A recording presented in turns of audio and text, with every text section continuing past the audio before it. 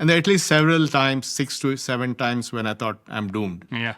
This is over. I better go home. Welcome to The Path. Today, my guest is Nandan Nilekani. Nandan's contributions to the tech world have earned him nicknames like India's Bill Gates and the architect of India's digital transformation. He's the co-founder of one of the world's largest IT companies, Infosys, dedicated to keeping the systems of major corporations running smoothly. Yet, one of his biggest impacts was in the public sector, when he created Aadhaar, the world's largest biometric ID system that now serves over 1.3 billion people in India. But before all these achievements, Nandan was just an uncertain college grad, finding his way through what he calls moments of pure serendipity. Here's how Nandan Nilekani paved his path. I want to go way back to the early days, to a young Nandan, and when you can even remember at all, what you wanted to be when you grew up. I didn't really have a specific goal in mind. One of my defining moments was when I was 12. And my father had a job which was insecure, and therefore he wanted me to have a stable schooling. So, in those days, I'm talking about 60s India or early 70s, children, they would either go for engineering or medicine. And I didn't want to be a doctor, so it had to be engineering. And if I wanted to do engineering, it had to be in a good school, and IIT Bombay was the best school. I think I read a story that your father wasn't quite sure about you going to IIT Bombay. What was that story about? Well, at 18, you're a rebel. So my father sent me a telegram. We had telegrams in 1973, right? And said, join IIT Madras Chemical Engineering, which is very precise. So I said, I'm not going to listen to you. So I said, I'll join electrical engineering IIT Bombay. So I chose a different profession and a different college. It was a small act of rebellion. I like it. Nandan graduated from IIT Bombay in 1978 with a degree in electrical engineering. And while his classmates had their eyes set on grad school, he ended up getting sick on the day of the entrance exam and missed it. He wasn't quite sure of what to do next. That's when he heard about Patni Computer Systems, a small company that was using the most exciting new technology at the time, mini computers. I came to age at a time when computing was moving from mainframes to mini computers. And when I heard about this mini computer company, I said, wow, this sounds exciting. And I walked into an office, a small office of a gentleman called Narayan Murthy, who was the head of software at this firm. It was the most unusual job offer I had because he asked me some questions, some problem-solving questions, and fortunately I managed to get them right. So he gave me a job. He was charismatic, he was ambitious, he set great goals. I would have done anything. If you asked me to jump off the cliff, I would have jumped off the cliff. So I think it was a great experience working with him. And the other thing is computer time was very precious because, those days you couldn't get. So the fact that there was this mini computer with unlimited time, wow, that was like drinking from a hose. And then when Mr. Murthy said, I want to start a company, I said, yeah, I'm on. So here I was, 25 and a half years old, joining my leader in setting up a new company. In the 80s, starting an IT company in India was almost unheard of. There were no resources, no venture capital, or telecom infrastructure to reliably offer services. So for Nandan, Muti, and their 5 other colleagues to take this step was beyond risky. To make it happen, Muti borrowed $250 from his wife and turned his 1-bedroom apartment into their office. Looking back, it's clear that Nandan had a vision for how tech could transform daily life, a vision that would shape his career and eventually India's future. You can think of us as India's original startup because when we came of age, it was a time when business was dominated by large multinational firms, Unilever and, IBM and so on, or large Indian firms or large public sector firms. Yeah. The notion of a bunch of middle-class kids starting a company with no capital was completely alien at that time. The idea of starting a company, that entrepreneurial idea, did that come naturally to you? Not really, because I came from a background of folks who take a job, don't try all these stunts of becoming an entrepreneur, go to the US, whatever. And so there was, I think, a fair amount of apprehension in my family about this path I was taking. Murthy was such a charismatic leader that I didn't have any doubts about it. I'm an accidental entrepreneur. It's not that I set out my life to be an entrepreneur. But once I got into it, I realized this was my calling. Infosys got its first big break when an arm of Germany's Bosch Group hired them to run a data center in Bangalore. It was around this time that Nandan moved to the US to bring in American clients. Over 6 years, he was living in places like Tampa, Chicago, Grand Rapids, and even Kenosha, Wisconsin. But times were tough. He was working long hours, sharing a 2-bedroom apartment with his wife and roommates, and was taking the bus to meetings since he couldn't afford a car. His efforts, though, eventually paid off, landing big clients like GE by pitching cost-saving outsourcing. In 1992, India introduced reforms that opened up the market to allow more private ownership.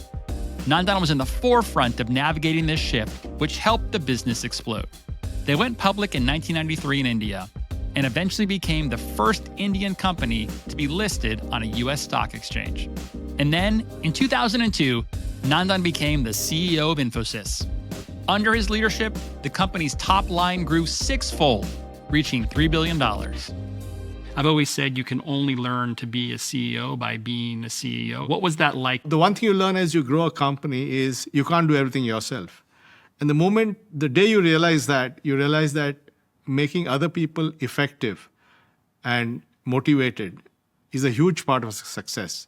So I learned early on that if I really have to achieve something, it is by getting other people around me who are aligned with the goals that we have and are fully motivated and charged. I love that. That's the key. That's the key to leading right there. That's right. After 5 successful years as CEO, Nandan stepped down and became the chairman at Infosys. In 2008, he published a book called Imagining India. In the book, he described his big ideas for India's future. One of those was a digital ID system. A year later, he got an invitation from the Prime Minister to make that idea a reality.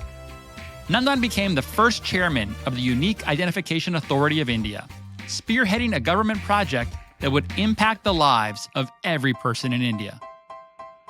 I have the amazing fortune of running a platform to create economic opportunity for every member of the global workforce by allowing people to establish their identity online.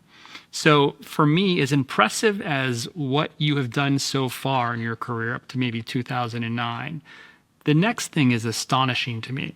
So as far as I understand it, the then Prime Minister called you about an idea to come and build something inside of the public sector. It was a cabinet ranked job in the government of India to give every Indian a unique ID. That's 1.3 billion people. Unbelievable. And it was just one page saying, give every Indian a unique ID. It didn't say how, none of that. So just do it. And it was a huge change for me because I went from being at the top of a very successful company to employee number 1 of a startup. Yeah. And the startup in government is even more difficult than the startup in the private sector. And I went from having all the facilities to having a small office with a bunch of guys all huddled around. And there are at least several times, 6 to 7 times when I thought, I'm doomed. Yeah. This is over. I better go home. Because, when you're trying to do change at that scale, a lot of people who don't want that change to happen will create some roadblocks or the other. So I think I was able to navigate that. And frankly, it toughened me up as a leader. And I think what I learned is sometimes you have to step out of your comfort zone. You shouldn't do it too much because then you can fall, but you should look at that. So I really stepped out of my comfort zone, and because the prize was too good. Imagine giving 1 billion people an idea. It was like amazing. And I also said, how do I make this work? So it goes back to team building. Yeah. I had a great team of bureaucrats, and I assembled a great team of technologists. But they were from 2 different cultures. Silicon Valley shorts and T-shirt to, hierarchical suited guys. So how do you get these 2 together? And I came upon a simple technique, which I now use it all the time, is I set a very ambitious goal publicly. So within a month of joining, I said, we will achieve 600 million unique IDs by the time I step down. And people thought I was crazy. In government, you don't make commitments. Yeah. Never supposed to make commitments. It sounded audacious and implausible. But this goal galvanized my team. And they all said, we have to make this happen. So, once you set an ambitious goal, then everything else disappears. So actually, I was able to blend our team together using an ambitious goal, which is a good technique I would recommend for leaders. The result was Aadhaar, the world's largest biometric identity program. This was a monumental task. Millions of people in India were lacking any form of ID at the time. Once Aadhaar came onto the scene, people across India were registering their fingerprints to quickly receive a digital ID. Today, this system serves over 1.3 billion people and is used 80 million times a day to securely access banking and government services. It is now the backbone of India's digital infrastructure, enabling a broad range of services like instant money transfers, electronic signatures, and secure data sharing. And then, in 2014, Nandan stepped down to run for parliament, aiming to bring even bigger change and drive his vision of a digitally empowered India. That was a bit of hubris on my part because I had a successful career. I'd created the world's largest idea. I thought I could walk on water, anything, right? So let me stand for election and become an agent of change. And I lost the election.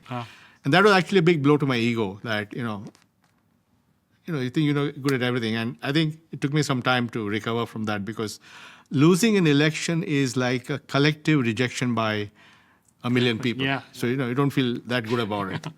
And then I was looking for what to do. And my wife suggested that why don't you work on children's education, do something online like edX kind of thing. I said, how big is the challenge? He said, 200 million children. I said, yeah, that's a good one. Because by the time I'd got addicted to this large problem-solving thing, impact was the game, right? Yeah. As you can see, all these things did not happen with some well-thought-out plan. Yeah. Nandan co-founded XStep with his wife to boost literacy for millions of children in India, using tech to create personalized learning experiences. Their latest project is focused on building data sets to make AI tools accessible across India's many languages. On top of that, Nandan also co-founded a venture fund called Fundamenta, backing tech startups like PharmEasy, a healthcare platform, and Spinny, a used car marketplace. And he's done all this while returning to Infosys as a non-executive chairman, guiding its digital-first strategy for global clients. So looking back on what is truly a remarkable career, if you were to give anyone on LinkedIn your best career advice, what would you tell them? I think we are in a complex world, uncertain world, this AI and all this stuff. So I feel the way is only to be curious, connected, and relevant. I get up every morning wanting to learn new things. And I keep my mind open. I treat every conversation as an opportunity to learn something or give something. So I think this is a great time, but I think people have to remain curious, connected, remain relevant, learn that the future is about what only humans can do: empathy, compassion, connecting the dots. Here's my takeaway. Nandan Nilekani has this incredible talent for spotting the potential of technology before it's mainstream. But he doesn't just see it, he acts on it. His journey began with a small act of rebellion, choosing electrical engineering instead of following his dad's advice. And when mini computers caught his attention, he didn't know where they'd lead, but he took a chance and dove in to learn everything he could. That curiosity fueled every big step he took, from co-founding Infosys to creating Aadhaar and giving over 1 billion people digital identification. Nandan's real strength is his ability to put himself in the shoes of those he's helping, designing tech that's practical and easy for people to use, even if it wasn't easy to make. His path reminds us, you don't need all the answers to get started, just some curiosity and courage.